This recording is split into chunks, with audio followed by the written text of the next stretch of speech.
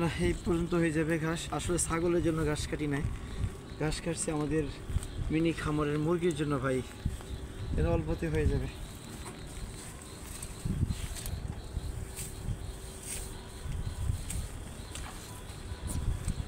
Okay, let's move.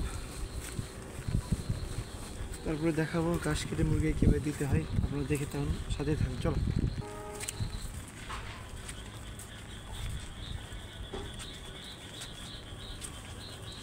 তো দেশি মুরগিও প্রচুর পরিমাণে ঘাস খায়, ওদেরকেও প্রতিদিন ঘাস দিতে হয়, ছোটো ছোটো করে কেটে দিতে হয়।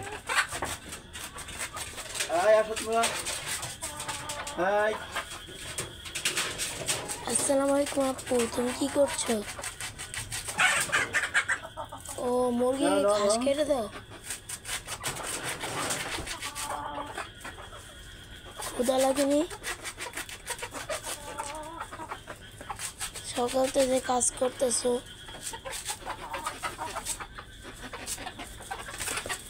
আম্মুতে জিজ্ঞেস করেছি তুমি কি আম্মু কি রান্না করছে। তাড়াতাড়ি কাজ শেষ করে দেবেন। আম্মু কি রান্না করছো? বৌয়া সাথে আলু ভর্তা আর মুখি। আজকে অনেক মজা হবে খেতে।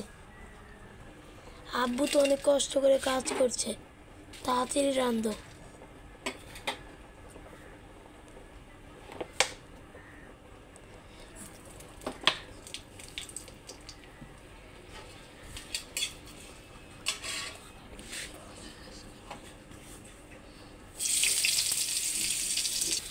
আম্মু আমাকে রান্না শিখাবা, তাহলে তো তোমার অনেক সহজ হয়ে যাবে।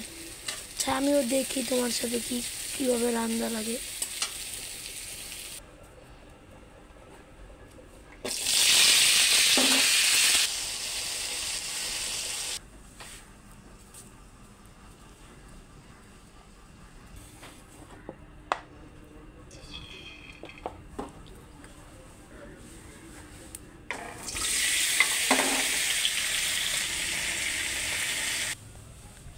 আলু আর মুখি ভাইজা রান্নলে কি বেশি মজা হয় নাকি সিদ্ধ করলে?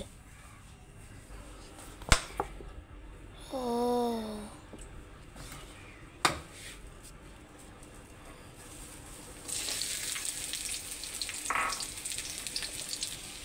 পেঁয়াজ রসুন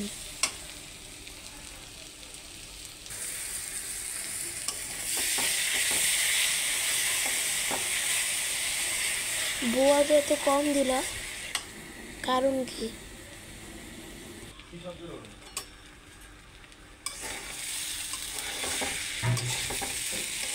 ও আস্তে আস্তে দিতে হয়, তাহলে তো আচ্ছা দেখি।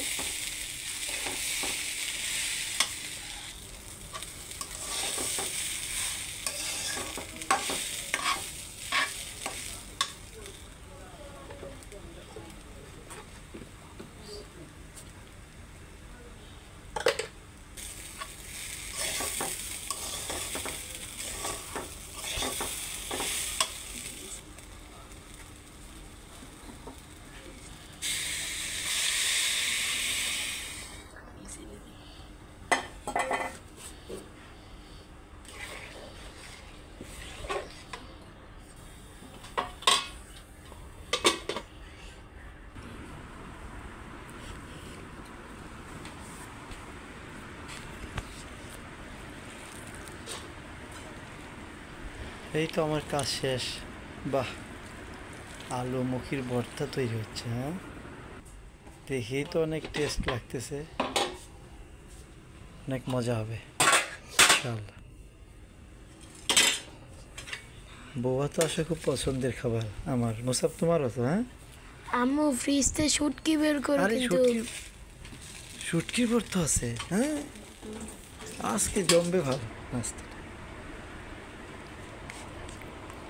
সকাল থেকে কাজ, ঘাস কাটা, মুরগিকে ঘাস খাওয়ানো, এত কাজ। এখন বিভিন্ন ভর্তা দিয়ে, শুটকি ভর্তা, মুখি, আলুর ভর্তা দিয়ে বউয়া খাওয়াবে, আর শুরু হয়ে গেল খাবার। খুব মজা হবে। হ্যাঁ, দেখে খুব স্বাদ মনে হচ্ছে। হ্যাঁ, এই তো আম্মু আমাকে তাড়াতাড়ি দাও। খুব মজা হচ্ছে,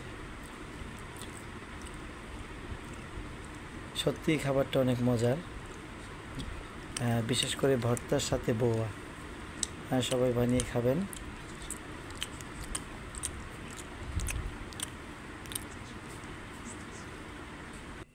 তো এটাই আজকে আমাদের সকালের নাস্তা। আব্বু খাইতে যেত মজা আসসালামু হয়েছে। আলাইকুম।